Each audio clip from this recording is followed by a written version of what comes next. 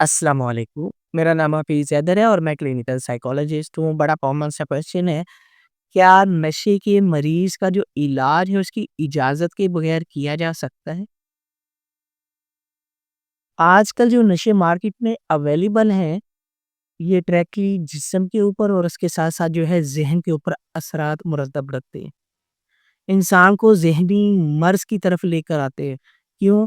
آج کل جو نشے ہیں وہ کیمیکل بیسڈ نشے ہیں۔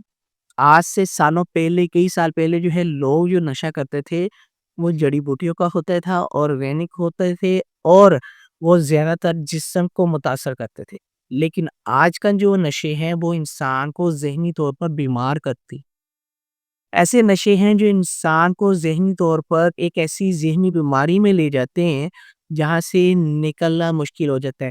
انسان کے اندر شک پیدا ہوتا ہے، غصہ آتا ہے، چڑچڑا پن آ جاتا ہے، عجیب سی کیفیت ہوتی ہے، سوچنے سمجھنے کی صلاحیت متاثر ہو جاتی ہے، ڈیسیژن میکنگ پاور کم ہو جاتی ہے، اور انسان جو ہے اس کو پتہ ہی نہیں ہوتا وہ کیا کر رہا ہے کیا نہیں کر رہا۔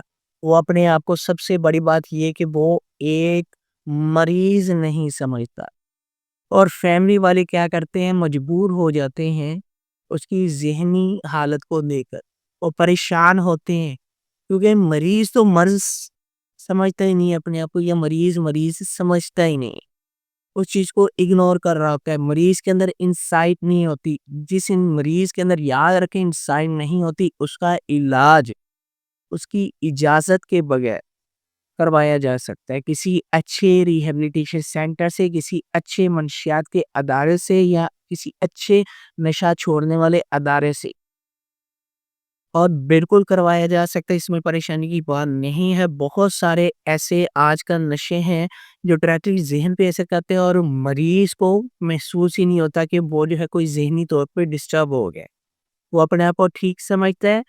اور جب وہ پیشنٹ اپنے آپ کو ٹھیک سمجھتا ہے اور گھر میں بہت سارے مسائل پیدا ہو جاتے ہیں، اس انسان کی زندگی میں مسائل پیدا ہو جاتے ہیں، تو گھر والے یہ سٹیپ لے سکتے ہیں، اس کا علاج اس کی اجازت کے بغیر کروا سکتے ہیں۔